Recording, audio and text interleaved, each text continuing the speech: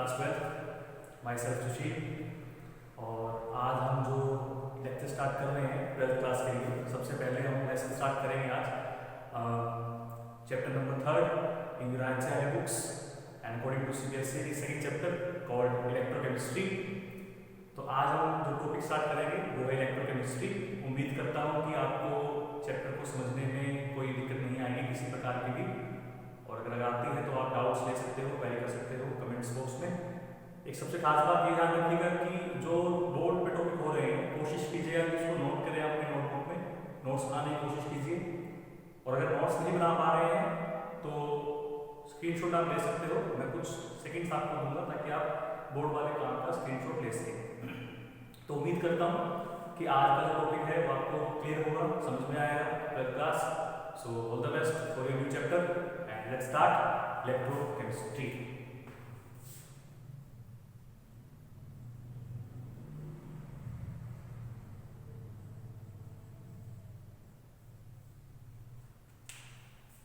तो स्टूडेंट्स, मैं आपके स्कूल के साथ जुड़ा हूँ मेरी एकेडमी के थ्रू, विजन एकेडमी, जहाँ पर हमारी सारी टीम आपको डिफरेंट सब्जेक्ट्स के बारे में पढ़ाएगी। आपका स्कूल आपको बहुत ज़्यादा अच्छे क्वालिटी के टीचर्स या बहुत अच्छी स्टडी करवाना चाहता है, तो वो चाहता है कि कुछ ज़्यादा कॉम्पिटिशन का पढ़ाई क्या आप करें स्कूल में आगे। तो उस वजह से हम आपके स्कूल के साथ जुड़ रहे हैं, खासकर मैं आपके स्कूल के साथ जुड़ रहा हूँ। तो उम्मीद करता हूँ कि जो आज हम पढ़ेंगे आपको बहुत अच्छे से क्लियरली समझ में आएगा। तो इलेक्ट्रोकेमिस्ट्री को समझने के लिए हमें सबसे पहले बात करनी होगी एक बहुत सिंपल सी रिएक्शन की, जो आपने 11th क्लास में पढ़ी थी, और उस रिएक्शन का नाम था रेडॉक्स रिएक्शन। कुछ याद आया? नहीं आया? मैं बता देता हूँ। 11th क्लास में चैप्टर 8 हम पढ़ते थे, रेडॉक्स रिएक्शन। मैं उसी चैप्टर की बात कर रहा हूँ, और जो ये चैप्टर आपका है इसी चैप्टर के बेस पे हम इलेक्ट्रोकेमिस्ट्री पढ़ रहे हैं। इट मींस कि इलेक्ट्रोकेमिस्ट्री जो है it is an application of redox reaction. तो सबसे पहले बात करते हैं what is the meaning of redox reaction. जब आप रेडॉक्स रिएक्शन वर्ड को सुनते हो तो नाम को सुनते ही आपके दिमाग में दो चीजें आती हैं। कौन कौन सी? एक तो आती है कि सर हमें बताया गया था कि रेडॉक्स में जो आर एन ए छुपा हुआ है ना, उसका मतलब रिडक्शन होता है। ये हमें हमारे टीचर ने बताया, तो बहुत सही बताया। फिर आप कहोगे सर इसमें जो ऑक्स छिपा हुआ है ना, इस ऑक्स का मतलब हमारे टीचर ने हमें ऑक्सीडेशन बताया। और फिर हमसे ये कहा कि ऐसी कोई भी रिएक्शन जिसमें रिडक्शन और ऑक्सीडेशन दोनों हो रहे हैं, ऐसे रिएक्शन को हम रेडॉक्स रिएक्शन बोलते हैं। और एक सबसे बढ़िया बात यह है कि कोई भी रिएक्शन अकेली ऐसी नहीं हो सकती है जिसमें सिर्फ रिडक्शन होगा या सिर्फ ऑक्सीडेशन होगा, दोनों ही एक दूसरे को कॉम्प्लीमेंट करते हैं। तो ऐसे रिएक्शंस को हम रेडॉक्स रिएक्शन बोलते हैं। फिर रिडक्शन वर्ड को सुन के और ऑक्सीडेशन वर्ड को सुन के आपके मन में डेफिनेशंस आती हैं।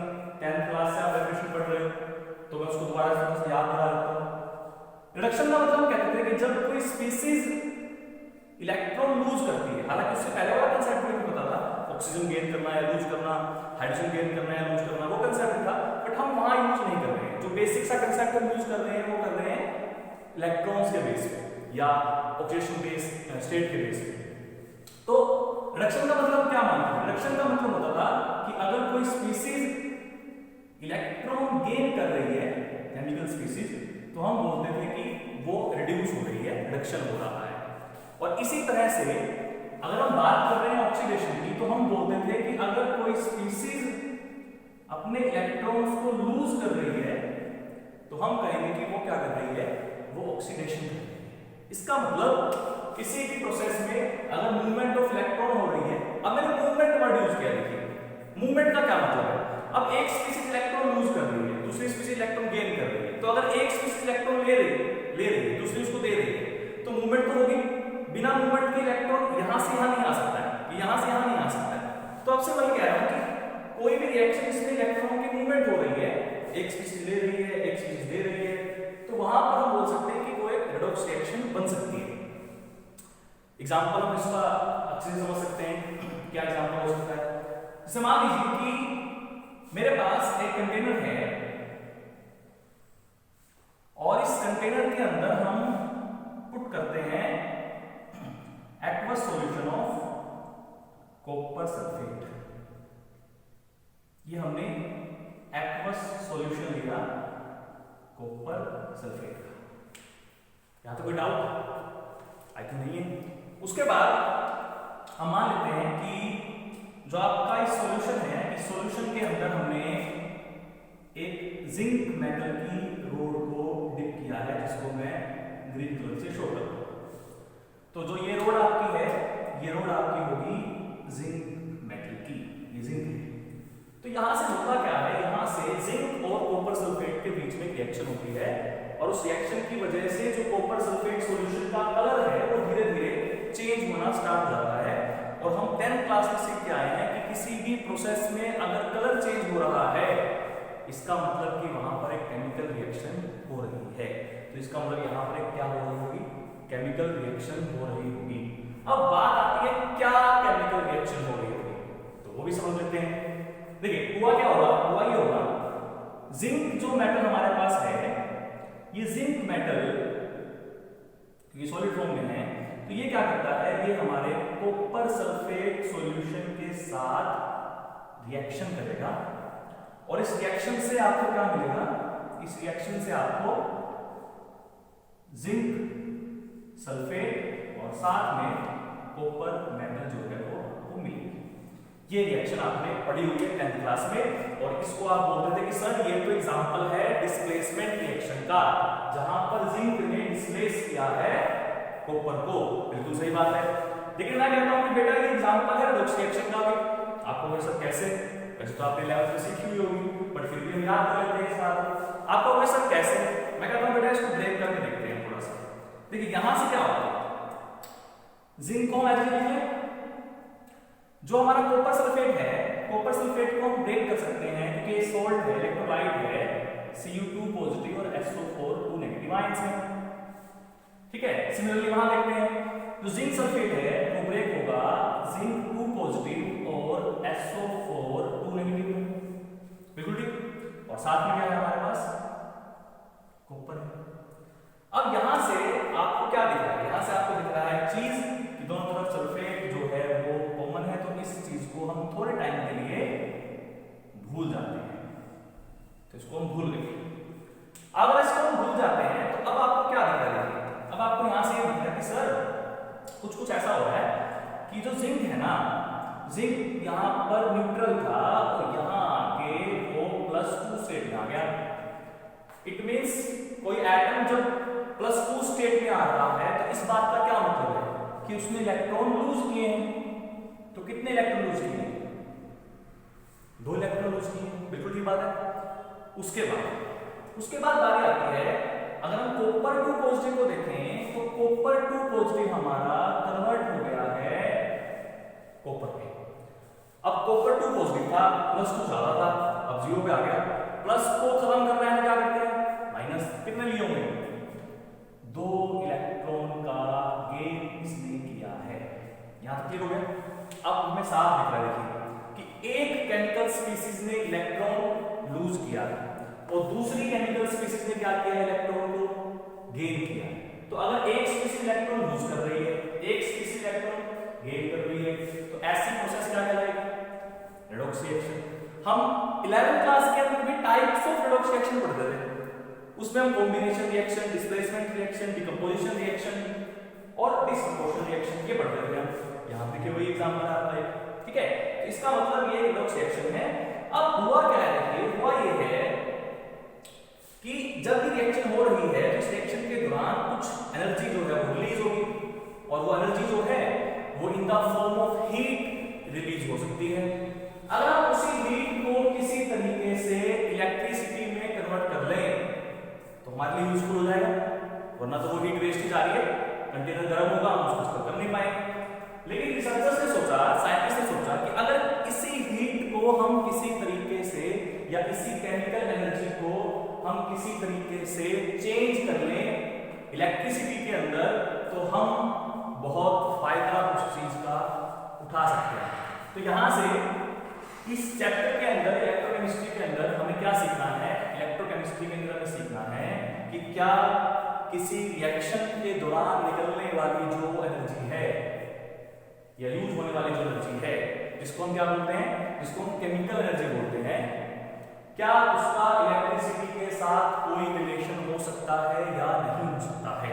तो यहां से हमें इलेक्ट्रोकेमिस्ट्री पढ़ने का एम मिल गया, और वो एम क्या था, वो एम ये था कि इलेक्ट्रोकेमिस्ट्री में इसलिए पढ़ेंगे, ये फाइंड आउट करने के लिए पढ़ेंगे कि क्या किसी रिएक्शन से निकलने वाली एनर्जी या उसमें यूज होने वाली एनर्जी का इलेक्ट्रिसिटी के साथ कुछ यूज हो सकता है या नहीं हो सकता है।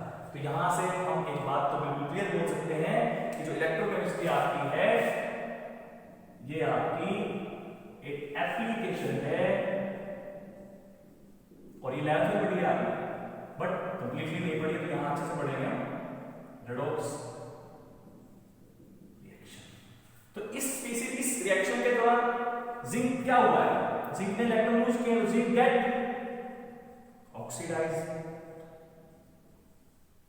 और कॉपर सल्फेट का क्या हुआ है, कॉपर सल्फेट गेट रिड्यूस। हाँ, तो यही बात हम समझने की कोशिश कर रहे हैं, ठीक है। तो जो इलेक्ट्रॉन जिंक ने दिया, कॉपर आयन ने लिया, तो इलेक्ट्रॉन मूव कर रहे हैं।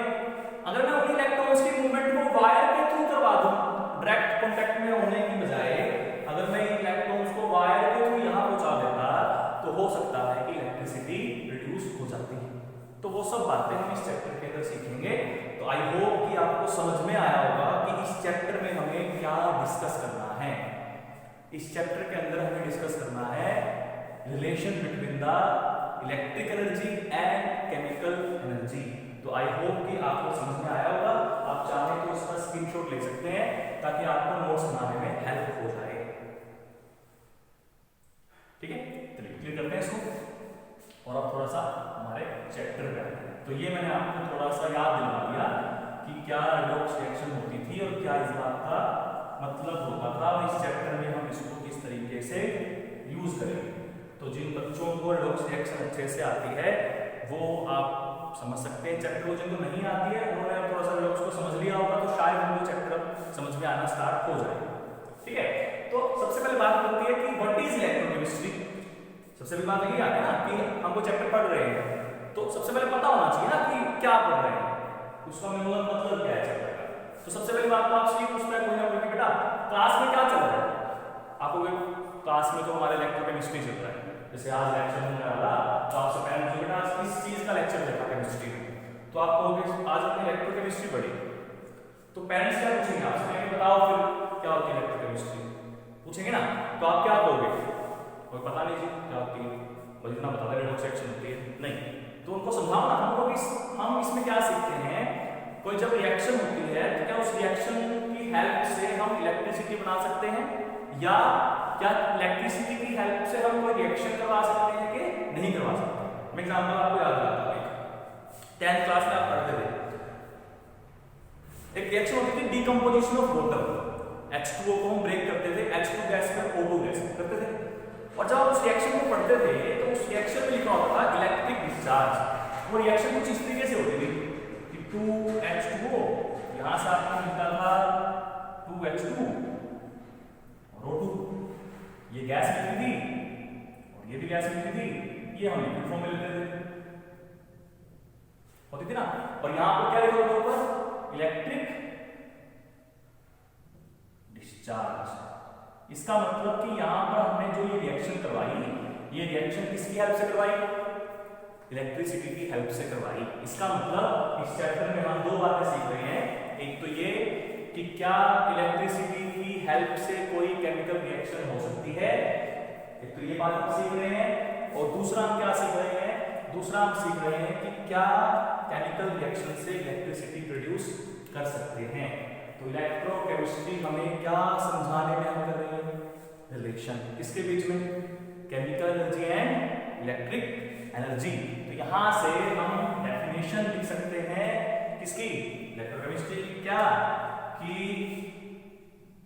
It is a branch of chemistry, it is a branch of chemistry which deals with the study of relation किसके बीच में, बिटवीन इलेक्ट्रिक एनर्जी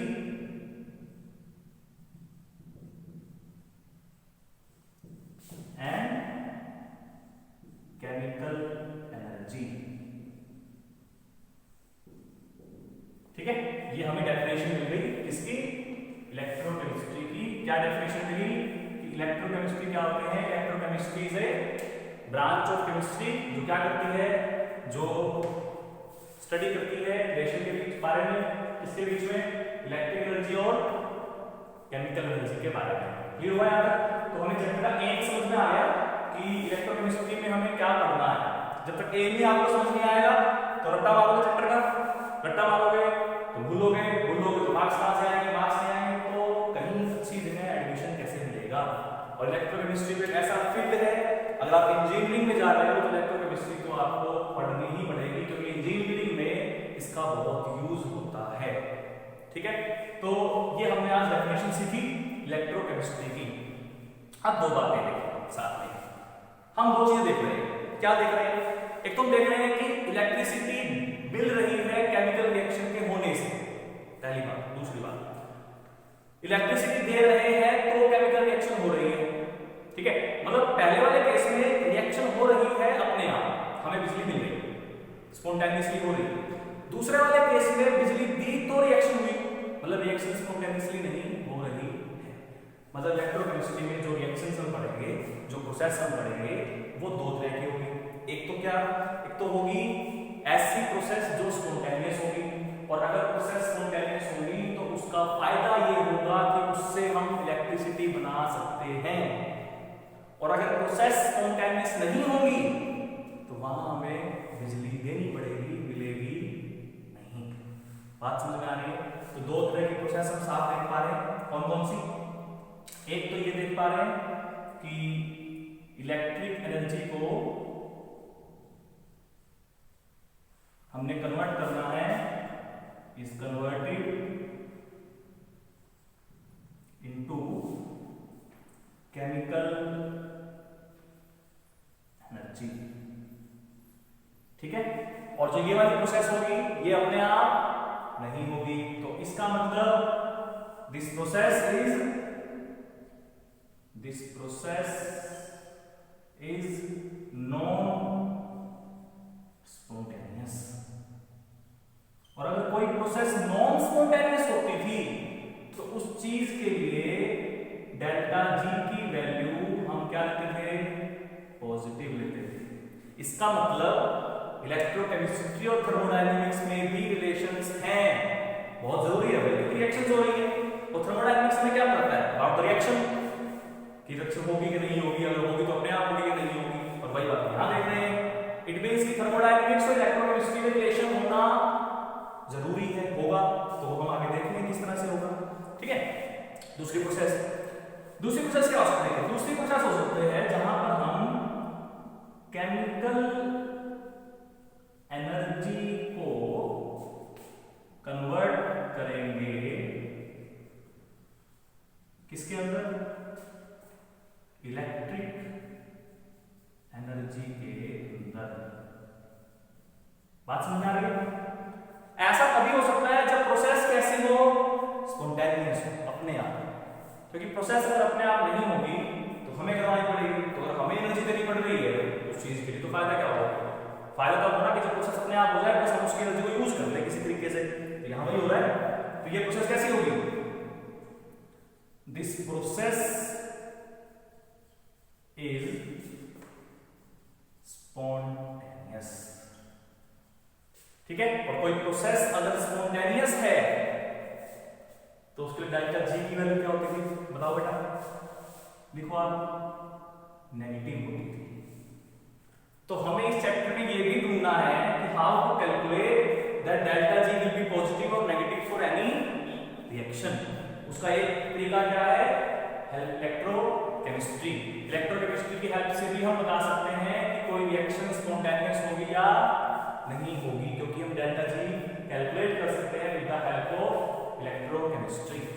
तो आई होप कि आपको डेफिनेशन समझ में आई होगी इलेक्ट्रोकेमिस्ट्री की। और इसके अलावा आपको ये समझ में आया होगा कि हमें इस चैप्टर में क्या चीज सीखनी है। दो बातें हमें सीखनी है, एक तो ये कि इलेक्ट्रिक एनर्जी को हम कैसे कन्वर्ट कर सकते हैं केमिकल एनर्जी के अंदर, और दूसरा क्या कि केमिकल एनर्जी को हम कैसे कन्वर्ट कर सकते हैं इलेक्ट्रिक एनर्जी के अंदर। तो आई होप यहाँ तक क्लियर हो गया होगा आपको। अगर आप चाहें तो स्क्रीनशॉट ले सकते हैं, नहीं तो मैं आगे टॉपिक को स्टार्ट करता हूँ। तो यहाँ तक क्लियर हो गया, इसको साफ कर लें। चलिए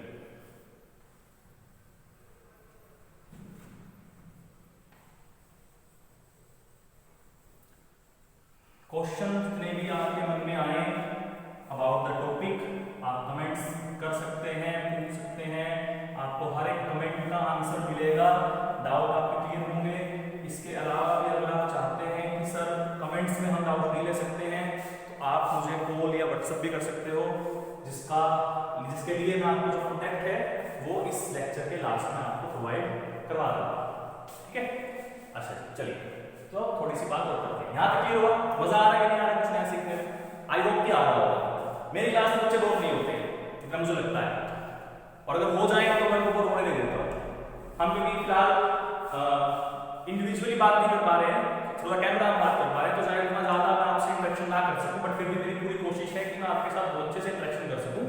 कुछ स्टूडेंट्स 12th के मेरे ऐसे हैं जो मुझे जानते हैं, पहले से मुझसे पढ़े हुए हैं, तो उन्हें पता है कि मैं किस तरीके से क्लास में पढ़ाता था और कैसा पढ़ाता था।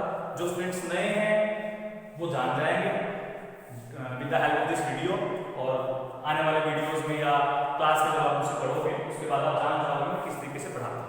और टॉपिक आपको लग रहा होगा कोई ज्यादा लंबा चौड़ा टॉपिक है नहीं, इजी टॉपिक है।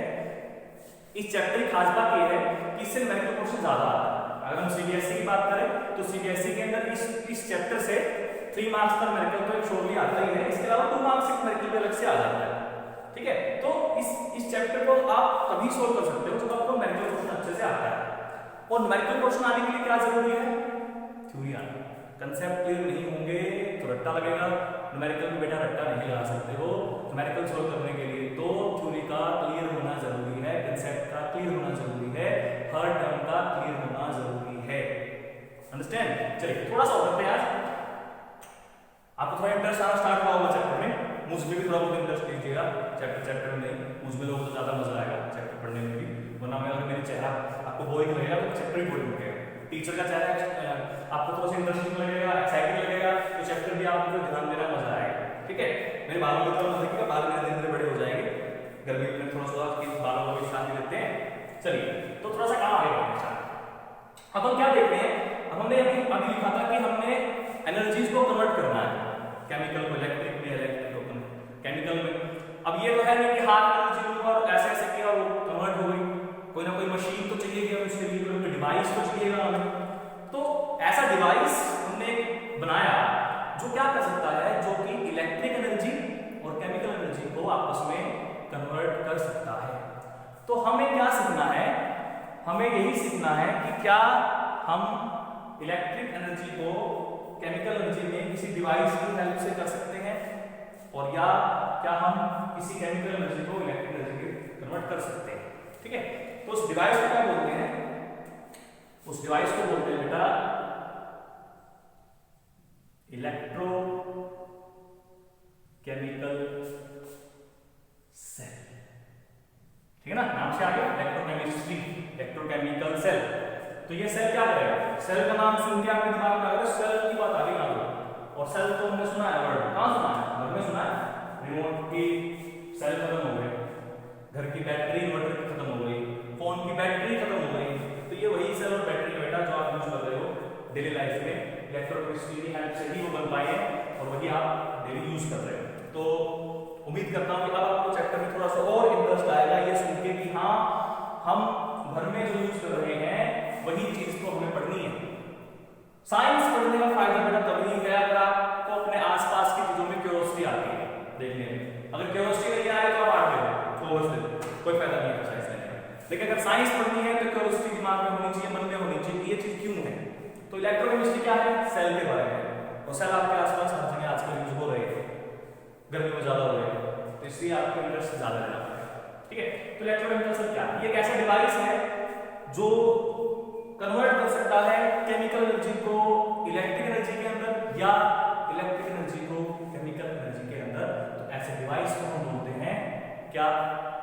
Electrochemistry sorry electrochemical cell. तो हम लिख लेते हैं कि it is a device which can convert electric energy into chemical energy और वाइस वर्सा। खास बात बेटा रट्टा मत मारिएगा, रट्टा मारने की आदत बच्चों की सबसे बुरी है। 70% बच्चे सोचते हैं कि रट्टा मारने से हम पेपर में पास हो जाएंगे। बेटा पेपर में तो पास हो जाओगे, क्रेडिट देखिए ना कि 4 साल तो जिंदगी बचा लोगे, 40 साल कैसे बचाओगे। तो कोशिश कीजिए कंसेप्ट को क्लियर करने की, रट्टा मारने की नहीं, क्रैमिंग करने की नहीं। साइंस तो बिल्कुल नहीं, क्रैमिंग कर ही नहीं सकते आप, कंसेप्ट को समझिए। अब मैं आपको समझा रहा हूं, आया आपको समझाया होगा, क्रैमिंग की जितनी ख्याल से आपको नहीं पड़ेगी। अगर आपसे 4 साल बाद पूछेंगे बेटा इलेक्ट्रोकेमिकल से बताओ, आप 1 मिनट बताओगे कि सर ऐसा डिवाइस जो इलेक्ट्रिक को केमिकल में, केमिकल को इलेक्ट्रिक में बदल दे, वो क्या कहलाएगा? इलेक्ट्रोकेमिकल सेल कहलाएगा, ठीक है ना। तो ये हम बोलते हैं इलेक्ट्रोकेमिकल सेल। अब एक ही डिवाइस दो काम तो नहीं कर सकता है कि इलेक्ट्रिक को केमिकल में कर दे, केमिकल को इलेक्ट्रिक में कर दे, मतलब दो अलग अलग कैटेगरी बनानी पड़ेगी ना हमें। एक ऐसा जो इलेक्ट्रिक को केमिकल में करता हो और फिर वही हो सकता है वही दोबारा से ऐसा बन जाए कि केमिकल इलेक्ट्रिक साथ में दो बन सकते हैं ना। तो दो तरह के सेल पढ़ते हैं इलेक्ट्रोकेमिकल में। वो दो सेल कौन कौन हो सकते हैं आपके? वो दो सेल आपके हो सकते हैं, पहला सेल आपका हो सकता है इलेक्ट्रोलाइटिक सेल। एक तो ये हो गया इलेक्ट्रोलाइटिक सेल। ये सेल क्या करता है? ये इलेक्ट्रोकेमिकल सेल का वो टाइप है जो इलेक्ट्रिक एनर्जी को केमिकल एनर्जी में कन्वर्ट कर सकता है। तो इसके बारे में लिख लेते हैं क्या कि इट इज ए डिवाइस या cell which can convert electric energy into chemical energy। तो इस केस में बेटा रिएक्शन कैसी होती होगी? स्पॉन्टेनियस कि नॉन स्पॉन्टेनियस? नॉन स्पॉन्टेनियस, क्योंकि यहां पे इलेक्ट्रिक एनर्जी को हम कन्वर्ट किसमें कर रहे हैं? केमिकल में। तो इसके होने के लिए प्रोसेस का नॉन स्पॉन्टेनियस होना जरूरी है, तभी हम करेंगे। क्लियर? तो ये पहला सेल हो गया। दूसरा सेल क्या हो सकता है? देखिए हमारे पास दूसरा सेल जो पढ़ने हैं वो पढ़ने हैं गैल्वेनिक सेल। कुछ बुक्स में, कुछ लिटरेचर्स में इसके अलावा एक नाम और दिया जाता है जिसको हम बोलते हैं वोल्टेक सेल, ठीक है। बट मोस्टली हम यूज करते हैं गैल्वेनिक सेल का नाम या वोल्टेक सेल बोल देते हैं। अब तो आपको समझ में आ गया होगा कि गैल्वेनिक सेल क्या करता होगा। गैल्वेनिक सेल एक ऐसा इलेक्ट्रोकेमिकल सेल है जो कन्वर्ट कर सकता है केमिकल एनर्जी को इलेक्ट्रिक एनर्जी में। So it is a device which can convert chemical energy into electric energy, ठीक है। तो इस केस में प्रोसेस कैसी होगी? इस केस में प्रोसेस होगी आपकी स्पॉन्टेनियस। तो यहां तक ये हुआ कि इस चैप्टर में हमें दो तरह के सेल पढ़ने हैं, उनकी वर्किंग समझनी है और उनकी वजह से होने वाले एप्लीकेशंस को समझना है। एक हम पढ़ेंगे इलेक्ट्रोलाइटिक सेल के बारे में, दूसरा हम पढ़ेंगे गैल्वेनिक सेल के बारे में। फिर बात आती है एग्जांपल्स की। मैं आपको एक एग्जांपल देता हूं और उस एक एग्जांपल में दोनों क्लियर हो जाएंगे आपको। इलेक्ट्रोलाइटिक भी क्लियर हो जाएगा और गैल्वेनिक भी क्लियर हो जाएगा। अब वो एग्जांपल है क्या? वो एग्जांपल है आपकी बैटरी, इन्वर्टर की बैटरी। देखिए ना सबने घर में, मोस्टली सबके साथ घर में होती है आजकल बैटरी, बहुत यूज करते हैं। या उससे बेटर आपको बताता हूं, आपके फोन की बैटरी, जो बैटरी आप फिलहाल अपने फोन पे चार्ज कर रहे हो और मेरा लेक्चर देख रहे हो ना, चार्ज लगा के देख रहे हो कितना चार्ज है। अब आपको दिख रहा है कि सर हाँ आपने सही बात कही, यहाँ पे हम फोन को चार्ज कर रहे हैं, बैटरी के अंदर केमिकल है, हम उसको एनर्जी दे रहे हैं, कौन सी? इलेक्ट्रिक। उससे क्या होती है, बैटरी के अंदर का जो केमिकल है वो दोबारा से रेडी हो रहा है रिएक्शन करने के लिए, मतलब क्या हो रही है, केमिकल एनर्जी में कन्वर्ट हो रही है, स्टोर करे जा रहे हैं करते करते कितनी होगी 100%। 100% का मतलब कि हमारा केमिकल कंप्लीटली रेडी हो गया वापस से रिएक्शन करने के लिए। एक तो ये बात। अब वही बैटरी जब हम चार्जिंग लगा रहे हैं तो फोन फिर भी चल रहा है, क्यों? क्योंकि अब जो बैटरी के अंदर का केमिकल है वो केमिकल एनर्जी से कन्वर्ट हो रहा है इलेक्ट्रिक एनर्जी के अंदर। तो देखो दो एग्जांपल होंगे ना, तो फोन की बैटरी है वो दोनों तरीके से काम कर रही है। कैसे? वो आपकी इलेक्ट्रोलाइटिक सेल की तरह भी काम कर रही है, दूसरा वो आपकी गैल्वेनिक सेल की तरह भी काम कर रही है। एक तरह का सेल और होता है जिसके बारे में मैं इस वक्त बता रहा हूं, उसकी डिस्कशन हम चैप्टर के दौरान करेंगे अच्छे से, और मैं सिर्फ नाम बता रहा हूं, उसको हम बोलते हैं कंसंट्रेशन सेल। इसको आप अलग से लिख सकते हो कहीं पे कि भाई इलेक्ट्रोकेमिकल सेल का एक टाइप से हमने और बताया था कंसंट्रेशन सेल। अभी कंसंट्रेशन सेल है क्या? कंसंट्रेशन सेल के अंदर रिएक्शन नहीं होती है, इन सेल से रिएक्शन हो रही है, यहां विदाउट रिएक्शन ही इलेक्ट्रिसिटी प्रोड्यूस कर रहे हैं। तो ये थोड़ा सा अलग तरह का सेल हो गया कंसंट्रेशन सेल, इसलिए इसको हम इस चैप्टर में ज्यादा पढ़ते भी नहीं, रिएक्शंस नहीं हो रही। हम तो चैप्टर में पढ़ रहे हैं वो रिएक्शन जो हो रही है जिनकी वजह से बिजली बन रही है, जिनको बिजली देनी पड़ रही है, इसलिए इन सेल के बारे में ज्यादा डिस्कशन नहीं की जाती है आपके लेवल तक। ठीक है ना, क्लियर हो गया? तो आज हमने सीखा कि चैप्टर का नाम क्या है, क्यों पढ़ना है, किसकी एप्लीकेशन है। ठीक है, इस चैप्टर में क्या क्या सीखना है, दो तरह की प्रोसेस सीखनी है। वन, इलेक्ट्रिक एनर्जी को केमिकल में कैसे कन्वर्ट करें, दूसरा केमिकल को इलेक्ट्रिक में कैसे कन्वर्ट करें। उसके लिए मैंने आपको डिवाइस बताया जिसको हम बोलते हैं इलेक्ट्रोकेमिकल सेल। तो दो तरह के हो सकते हैं, कौन कौन से? इलेक्ट्रोलाइटिक सेल और दूसरा गैल्वेनिक सेल। ठीक है, ये एग्जांपल में आपको बहुत बढ़िया एग्जांपल दिया फॉर्म बैटरी, और एग्जांपल्स हैं जो बुक्स में या जो डेली के बारे में पढ़ेंगे तो आएंगे। बुक्स पढ़िएगा अच्छे से, डाउट्स में पूछिएगा मुझसे और बताइएगा कमेंट करके कि सर की केमिस्ट्री कैसी समझ में आई।